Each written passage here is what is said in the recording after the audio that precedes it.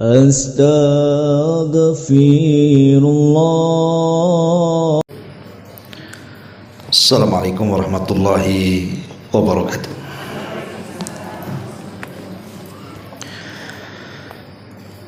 Alhamdulillah, wassalatu wassalamu ala rasulillah wa ala alihi wa sahbihi wa mawalah wa la hawla wa la quwata illa billahi wa ba'du. Alhamdulillah, segala puja dan puji hanya milik Allah subhanahu wa ta'ala. Salawat dan juga salam kita hadiahkan kepada Rasul kita Nabi besar Muhammad sallallahu alaihi wa ala alihi wasallam.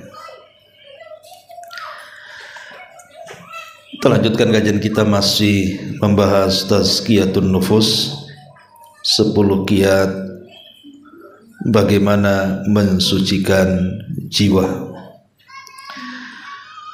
Dan pagi ini kita masuk pada poin kelima, at-takhliyatu wat-tahliyah.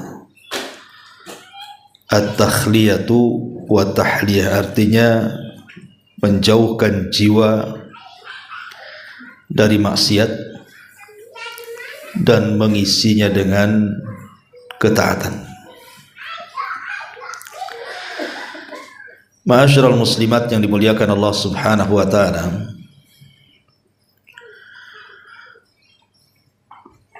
kalau seseorang ini ingin minum dari air yang jernih, tapi gelas yang dipakainya kotor, tentu air itu bisa tidak sehat, walaupun air itu jelas-jelas sangat jernih.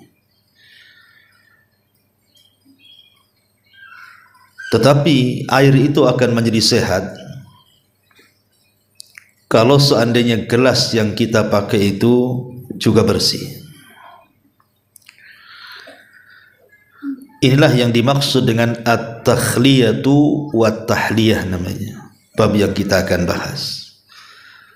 Sebelum kita memasukkan air ke dalam badan kita, kita pastikan dulu gelas itu bersih.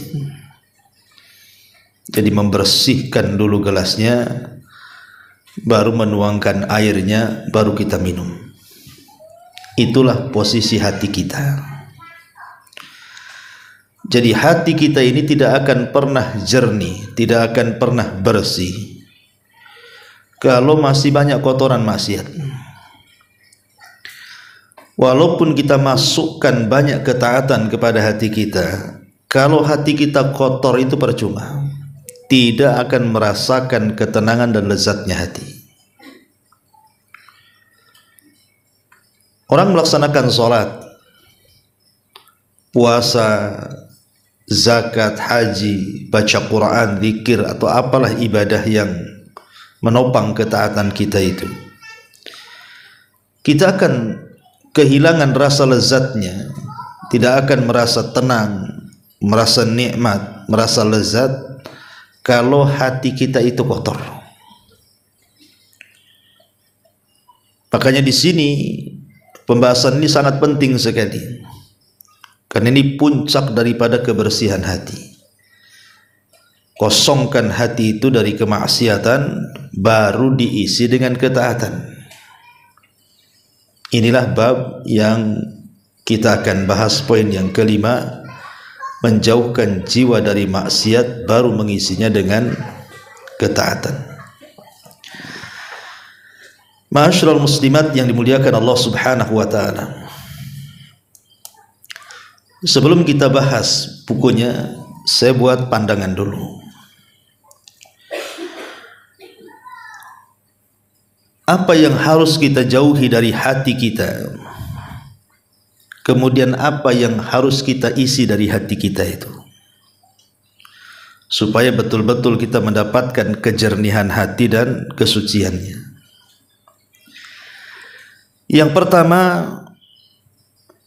jauhkan hati kita ini dari hal-hal yang bisa membatalkan amalan kita. jauhkan hati kita ini dari hal-hal yang bisa muhbitatul amal, membatalkan amalan kita. Seperti apa? Kesyirikan kepada Allah Subhanahu wa taala.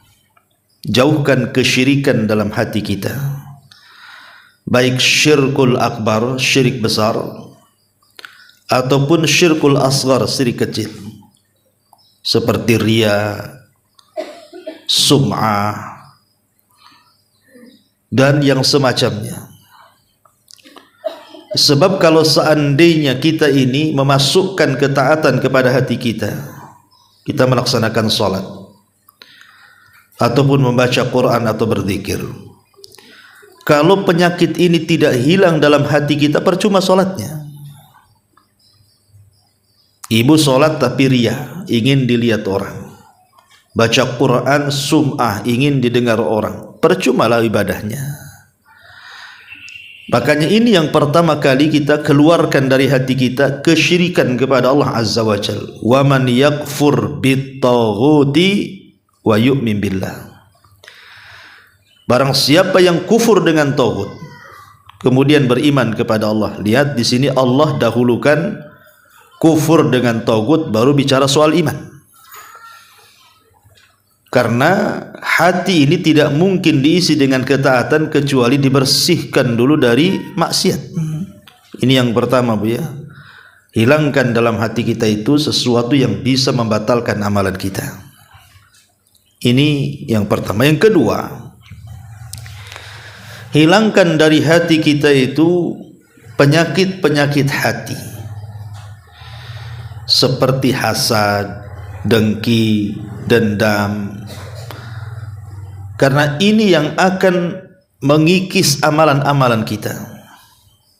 Makanya Nabi SAW mengatakan, iyyakum wal hasad, hati-hati kalian dengan hasad.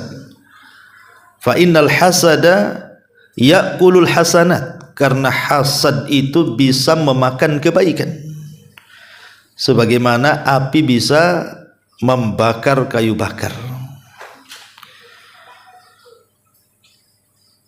Maka yang kedua adalah coba bersihkan hati kita ini dari hasad, supaya ketaatan-ketaatan yang kita lakukan itu tidak habis pahalanya. Hasad, dengki, iri, dendam, itulah penyakit-penyakit hati. Memang agak berat, Bu ya. Kita ini semua sebenarnya ada hasad. Saya, ibu, semua pun punya hasad sebenarnya. Tetapi kalau orang itu baik, maka hasadnya pun akan baik. Tapi kalau dia jahat, itu yang kemudian menjadi jahat hasadnya. Ini yang kedua. Kemudian yang ketiga, apalagi yang harus dibersihkan dari hati kita ini?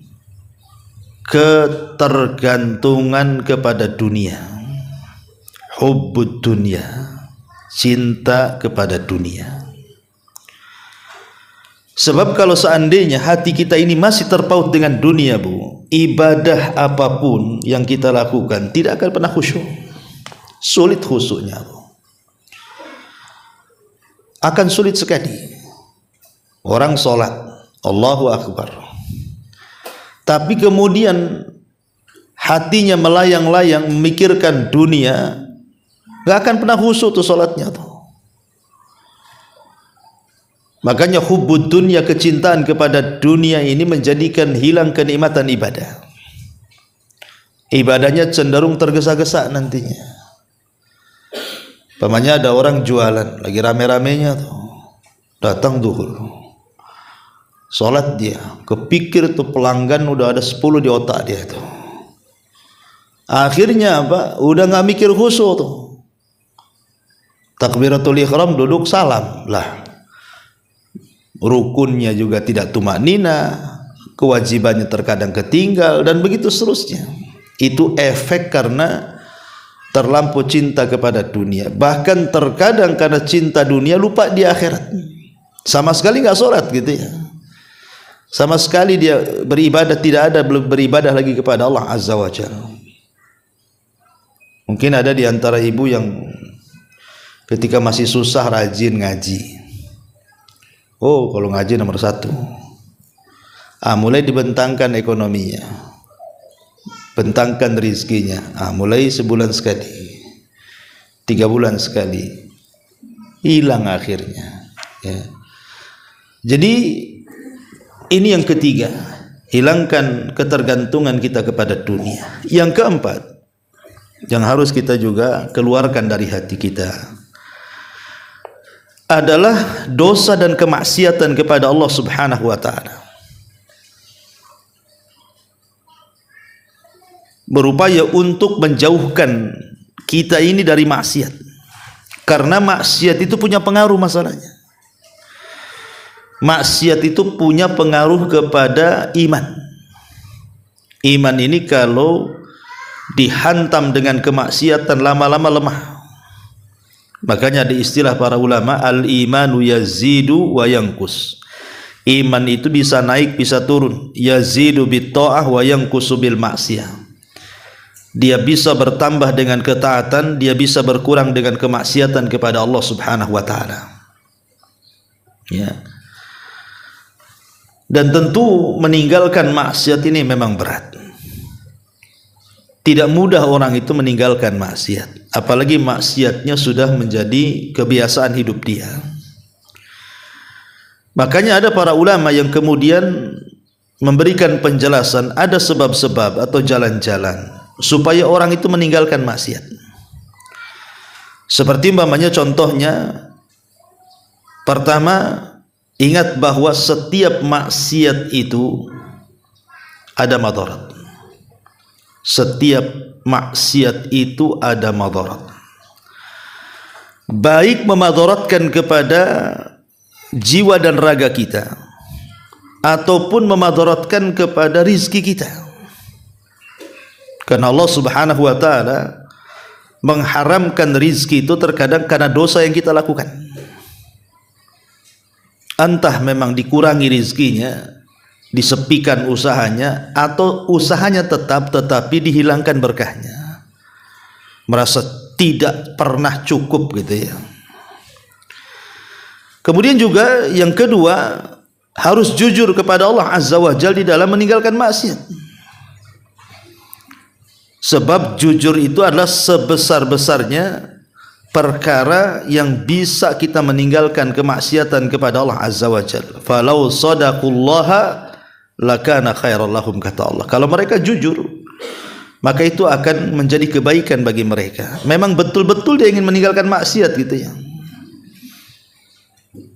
Termasuk juga hal-hal yang bisa membantu kita untuk meninggalkan maksiat, seperti kata para ulama, jauhi teman-teman, kawan-kawan, rekan-rekan yang tidak baik. Sebab kalau kita berkawan dengan ahli maksiat, lama-lama kita ikut maksiat tuh. Ibu punya kawan ratu gibah, lama-lama ibu ikut jadi ratunya juga di situ tuh. Tapi kalau ibu berkawan dengan orang yang ahli baca Quran, lama-lama juga ingin baca Quran. Memang begitu.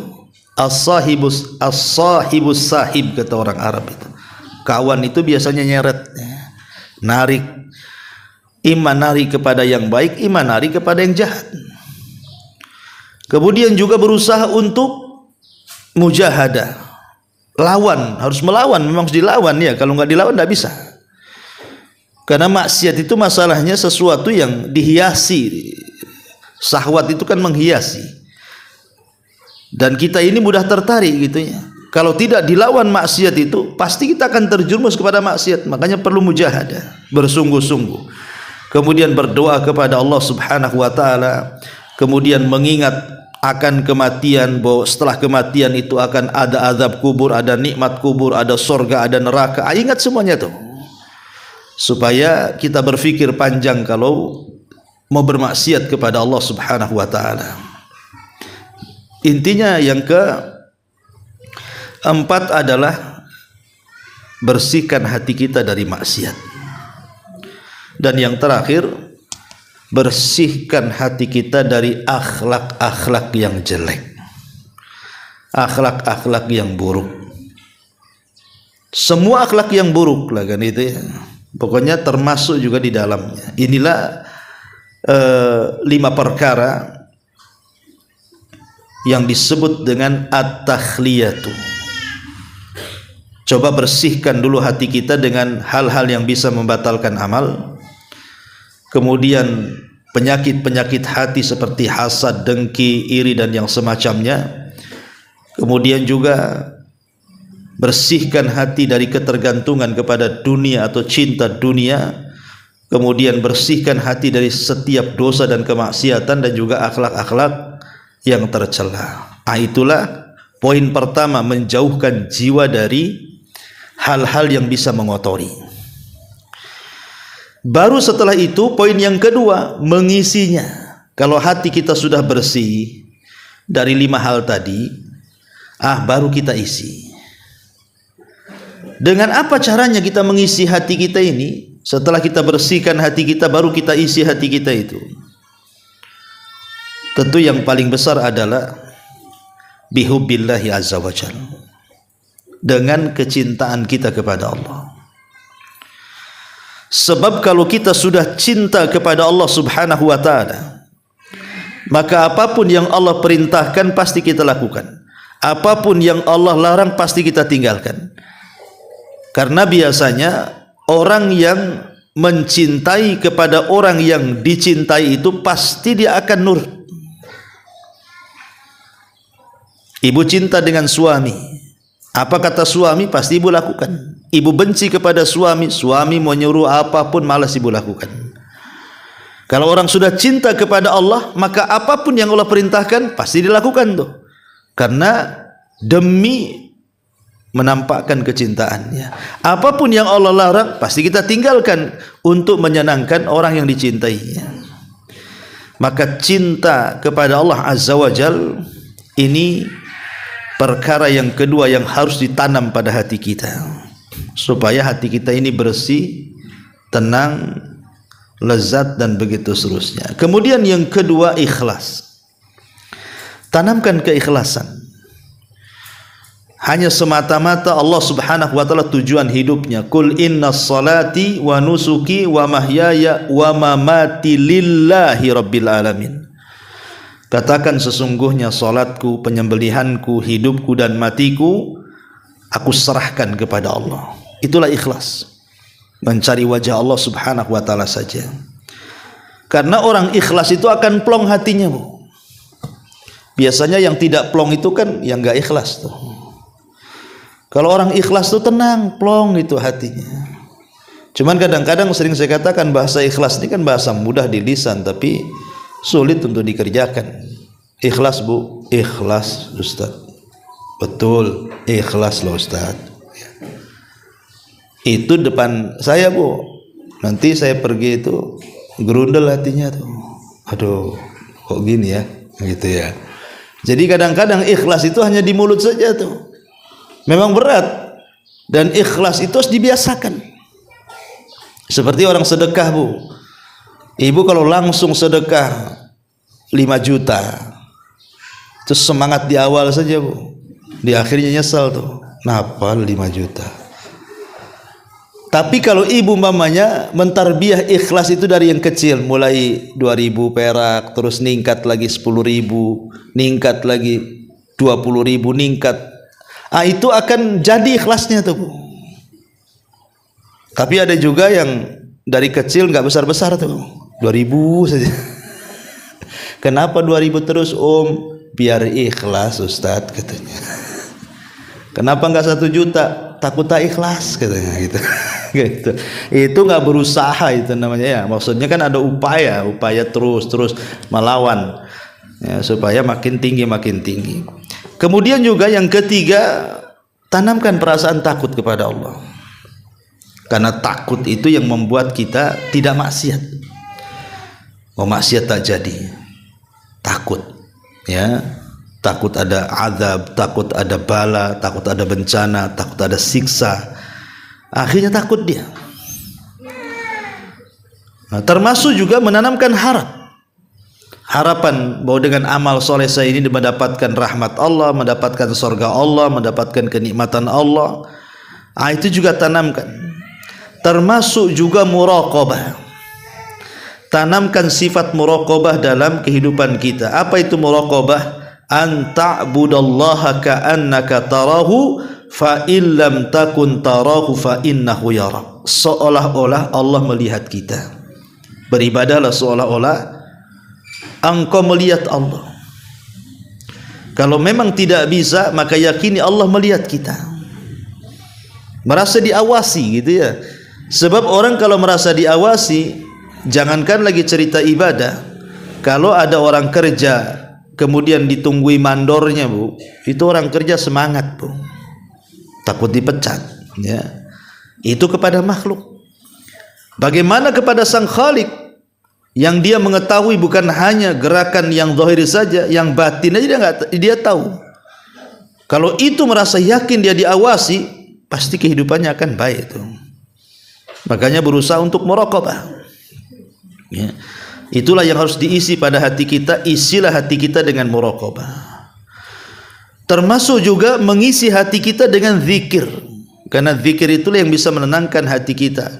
Kata Allah Subhanahu wa taala, Allah berfirman, ala bi dzikrillahi tatmainnul qulub. Ingatlah dengan zikir kepada Allah itu jiwa akan tenang. Isi juga dengan zikir. Kemudian isi juga dengan doa. Karena doa itulah yang bisa membolak-balikan hati kita. Hati kita itu kan di tangan Allah Subhanahu wa taala. Dan kita tidak bisa membolak-balik hati orang lain. Hati sendiri aja tidak bisa. Hati kita sendiri loh. Itu yang membolak-balikan Allah, bukan kita gitu ya. Maka yang selalu diucapkan Nabi SAW, ya muqallibal qulub tsabbit qalbi ala dinik. Wahai zat yang membolak-balikan hati, tetapkan hatiku di atas agamamu. Ummu Salamah mengatakan, ya Rasulullah, aku lihat engkau itu aja yang dibaca dalam salatmu tuh. Apa kata Rasul? Ya Ummu Salamah, hati itu berada di genggaman jari jemari Allah. Allah itu bisa membolak-balikan kapan saja dan sesuai dengan kehendaknya. Kalau Nabi saja takut dibolak-balikan hati, harusnya kita. Maka isilah hati dengan doa. Isilah hati dengan doa. Termasuk juga isi hati kita dengan mengingat akhirat, mengingat kematian, mengingat azab kubur, mengingat kebangkitan, mengingat hisab, mengingat mizan, mengingat tatayurus suhub akan diterbangkan, mengingat kontoroh ada jembatan, mengingat surga dan neraka, supaya dengan ingatan-ingatan kita kepada peristiwa setelah kematian makin lembut hati kita, Bu, tidak keras ya. Sebab yang mengeraskan itu kan tadi cinta dunia. Cinta dunia itu yang mengeraskan. Makanya saya kalau nasihati bapak-bapak itu, kalau istri-istri antum sudah mulai keras hatinya, asik ngemol aja, kali-kali belokkanlah ke kuburan Tamyang tuh kan, supaya lembut gitu kan. Nanti kau akan kayak dia juga gitu. Jadi ini juga mengingat kehidupan akhirat itu. Kemudian juga masukkan ke dalam hati kita mencintai orang-orang lemah, mencintai fakir miskin, fuqara wal masakin, mencintai anak-anak yatim, mengusap kepalanya gitu ya, supaya lembut hatinya. Orang yang keras hatinya itu karena nggak pernah cinta kepada fuqara, kepada masakin, kepada al-yatama, anak-anak yatim. Hidupnya lulu gua-gua saja, itu keras hatinya tuh, nggak punya kepekaan namanya. Maka isi juga hati kita dengan memperhatikan mereka, kasihan dengan mereka. Kemudian juga berusaha dekatkan hati kita dengan Allah Subhanahu wa taala dengan memperbanyak ibadah-ibadah di waktu-waktu yang Allah dekat dengan kita. Seperti mamanya di sepertiga malam akhir, kita bangun tahajud, qiyamul lail, berwudu, berzikir, baca Quran, salat dan yang semacamnya lah kan gitu ya. Itu juga hal-hal yang bisa membersihkan hati kita. Termasuk juga membiasakan sedekah. Membiasakan sedekah, karena zakat, sedekah itu kan hal-hal yang bisa membersihkan hati. Khudh min amwalihim shadaqatan tutahhiruhum wa tuzakkihim biha. Allah Subhanahu wa taala mengatakan, ambillah zakat dari sebagian harta mereka, dengan zakat itu kamu membersihkan mereka dan mensucikan mereka. Jadi membiasakan zakat, sedekah, kemudian salat dan yang semacamnya. Lah inilah gambaran yang disebut dengan at-tahliyatu wat-tahliyatu namanya. Pakai kha dan pakai ha. Tahliyah dan tahliyah. Kalau tahliyah menjauhkan jiwa dari hal-hal yang bisa merusak, ya mungkin maksiat, akhlak buruk dan yang lainnya. Kalau at-tahliyah artinya mengisi dengan ketaatan. Baik, kita baca bukunya. Ya. Poin yang kelima, menjauhkan jiwa dari maksiat dan mengisinya dengan ketaatan. Hakikat kesucian adalah mengosongkan jiwa terlebih dahulu. Dengan apa? Dengan membersihkan dari hal-hal yang hina ataupun maksiat ataupun dosa.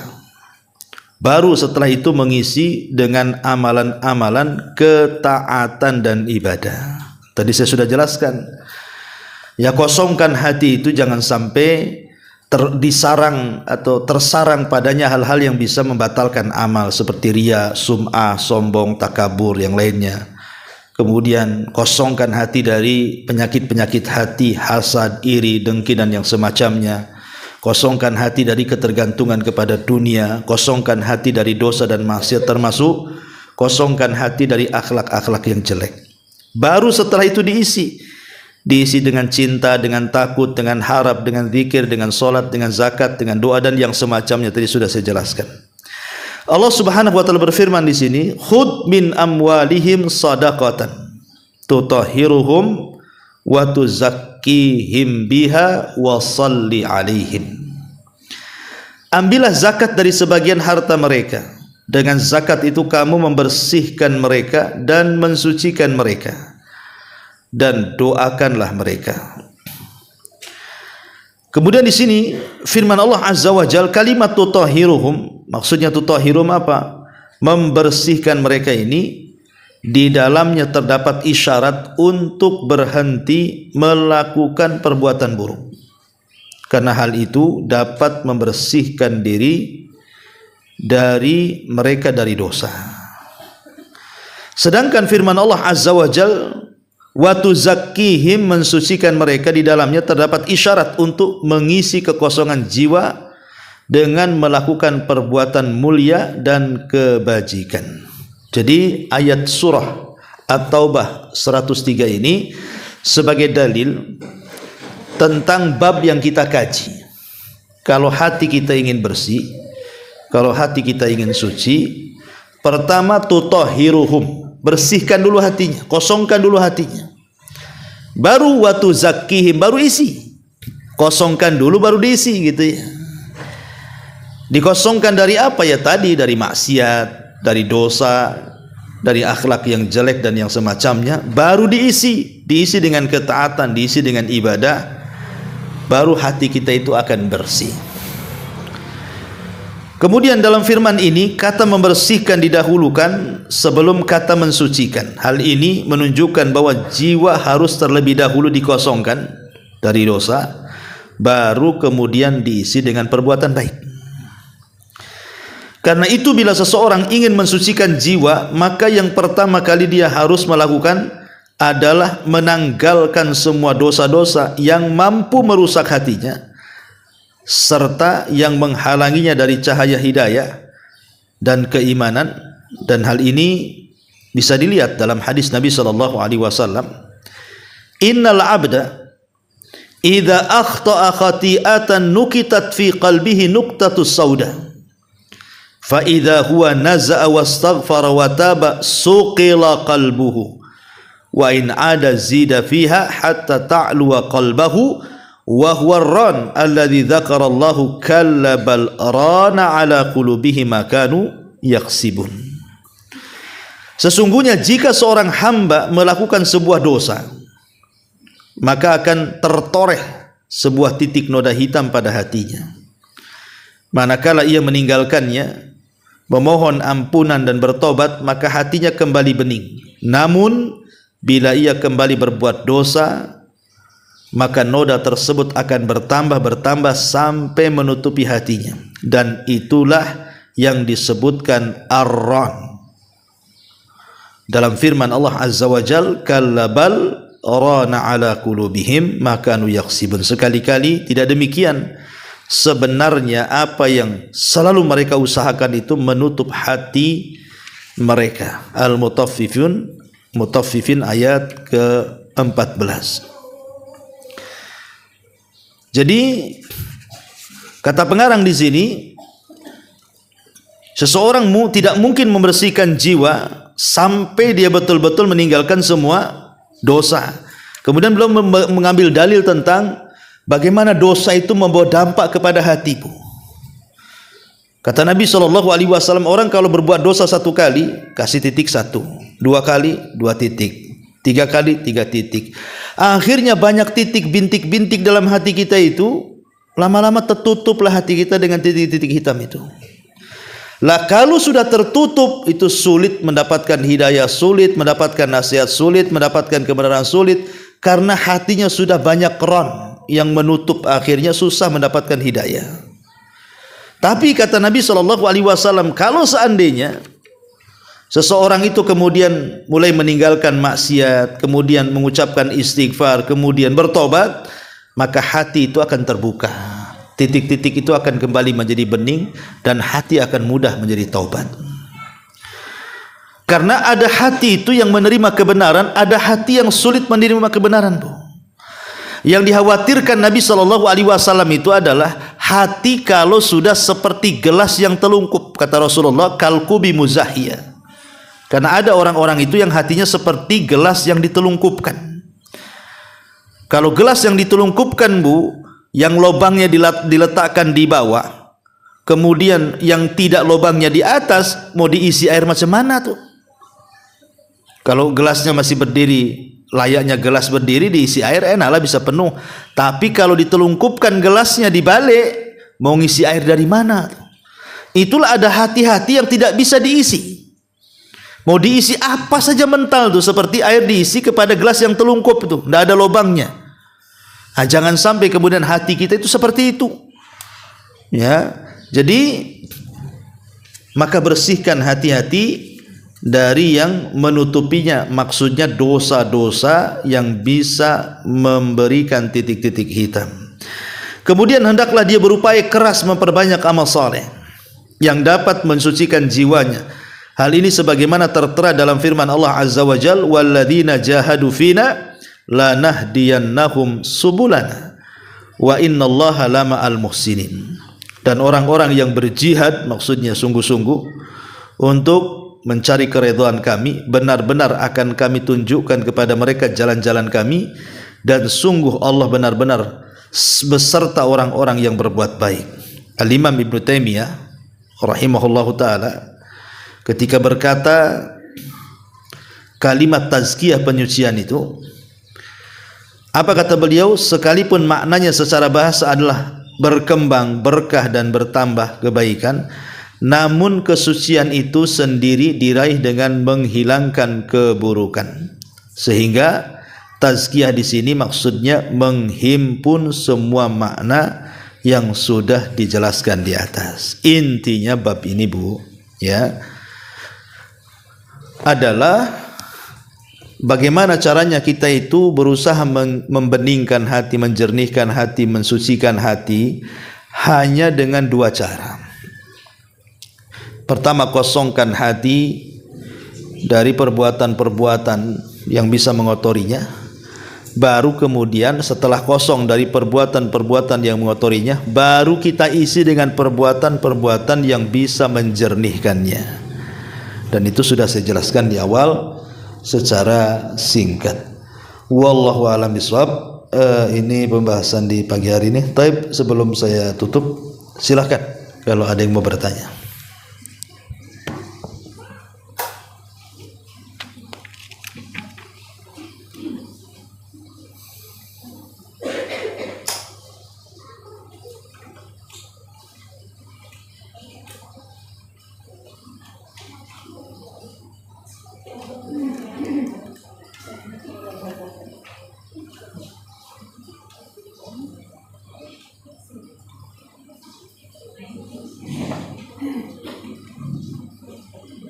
Bismillahirrahmanirrahim. Assalamualaikum warahmatullahi wabarakatuh. Waalaikumsalam warahmatullahi. Saya mau bertanya, ada dua pertanyaan Ustaz. Iya. Yang pertama tadi yang dijelaskan Ustaz, ketika kita berinfak banyak tadi 5 juta gitu. Pertamanya itu ikhlas, terus setelah dikasihkan itu gimana? Kok banyak kali ya gitu ya. Itu pernah terjadi sama saya, maksudnya nggak ibu-ibu ini, tetapi saya gitu. Gimana caranya menghilangkan lintasan itu Ustaz? Yang kedua, ini di daerah saya di Jawa gitu ya, yang terjadi setiap malam Jumat di kuburan itu kan.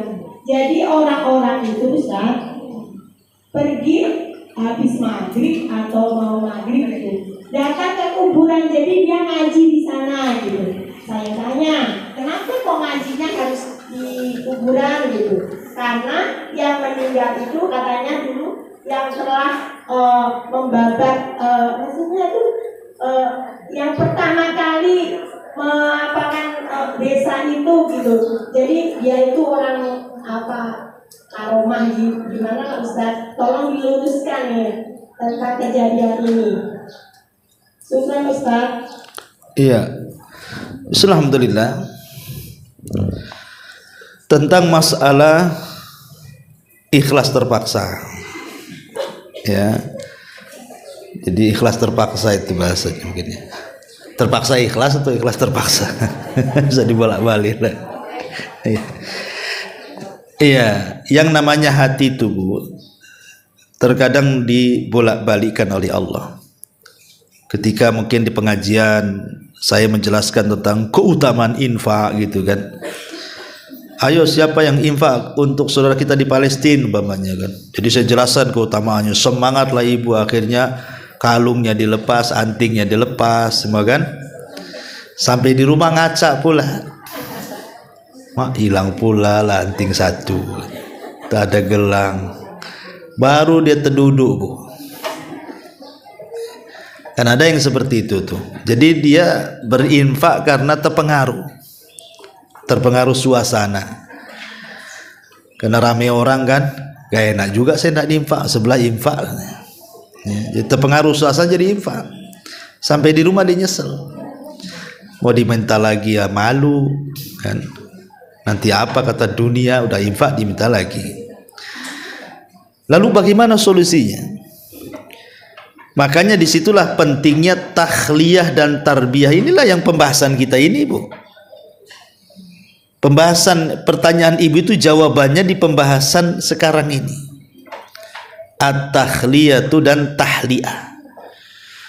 Kalau kita sebelumnya membersihkan jiwa kita dari kotoran-kotoran riya, sum'ah, takabur, dengki dan begitu seterusnya, kemudian diisi dengan keikhlasan, iman, cinta dan yang lainnya, maka insya Allah Bu, amal apapun tidak mungkin diungkit oleh dia karena hatinya sudah bersih. Itulah karena hatinya tidak bersih, itulah akhirnya ya tadi ada gerutu-gerutunya tadi itu. Napa lah saya 10.000, coba 1.000 saja kan masih ada 9.000 ya. Itulah makanya, tapi nggak masalah Bu. Mungkin pertama seperti itu. Kan namanya kita ini kan jangankan lagi soal infak Bu, sholat malam aja ada latihan. Kalau ibu tidak pernah sholat malam, tiba-tiba bangun tengah malam tahajud 11 rakaat, apa nggak tumbang tuh? Paling malam itu saja dia sholat. Tahun depan udah nggak sholat lagi sampai setahun tuh. Karena tidak pernah latihan. Tapi kalau terus latihan, tidak mungkin dia tinggalkan. Nah sedekah juga sama. Jadi kalau umpamanya ada hati seperti itu Bu, itu sebenarnya ibu sedang didatangi setan. Di mana setan akan membisikkan di telinga ibu sebagaimana Allah mengatakan ya'idukumul faqra wa ya'murukum bil fahsya. Setan akan datang ke telinga dan memberikan was-was. Kenapa kau infak? Makanya hilang uangmu.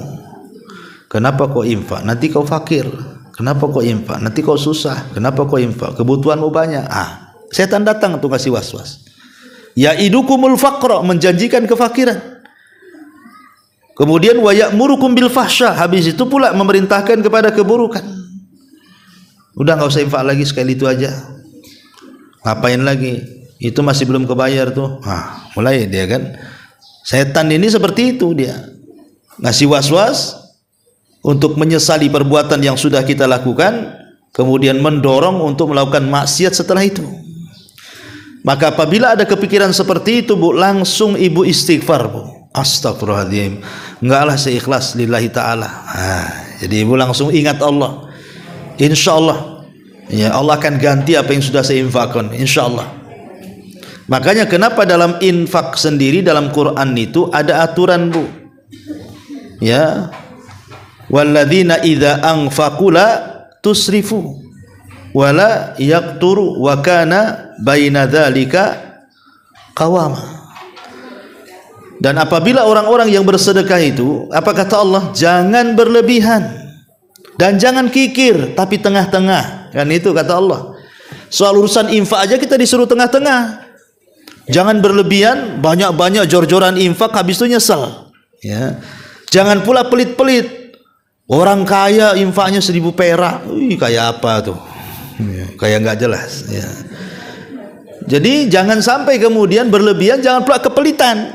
Tengah-tengah. Jadi kalau tengah-tengah itu kan kita nggak ini. Jadi menata hatinya pun tenang, Bu. Itulah makanya sebagai pelajaran, kalau memang terbentik perasaan seperti itu berarti datang dari setan tuh. Segera istighfarlah. Wallahu a'lam. Ini yang pertama. Yang kedua, persoalan di kampung ibu, saya tidak tahu ya kan, ya, karena saya tidak pernah tahu, itu baru dengar kok ada doa di kuburan, harus datang ke kuburan karena kuburan itu kuburan yang dikeramatkan. Tidak ada dalilnya bahwa doa di kuburan itu lebih mustajab dibandingkan doa di rumah atau di masjid.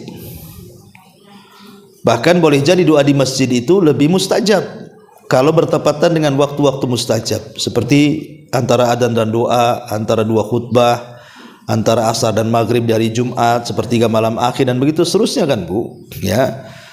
Jadi tidak ada dalil yang mengatakan kalau doa di kuburan lebih mustajab dibandingkan doa di masjid, tidak ada. Justru kalau doa di tempat-tempat bersih kayak masjid lebih mustajab lagi sebenarnya.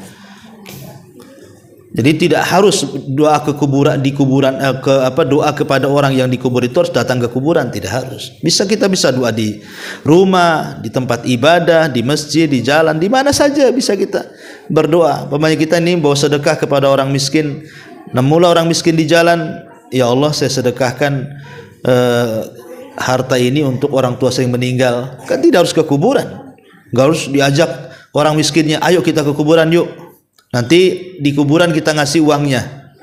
Enggak gitu kan, Bu. Jadi keyakinan bahwa kalau doa di kuburan lebih mustajab dibandingkan di masjid, maka ini tidak benar. Wallahu a'lam.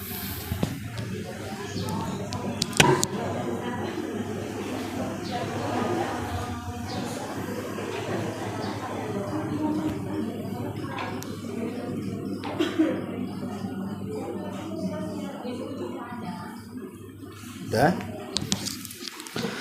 Ya, kalau sudah kita tutup. Subhanakallahumma bihamdika asyhadu an la ilaha illa anta astaghfiruka wa atubu ilaik.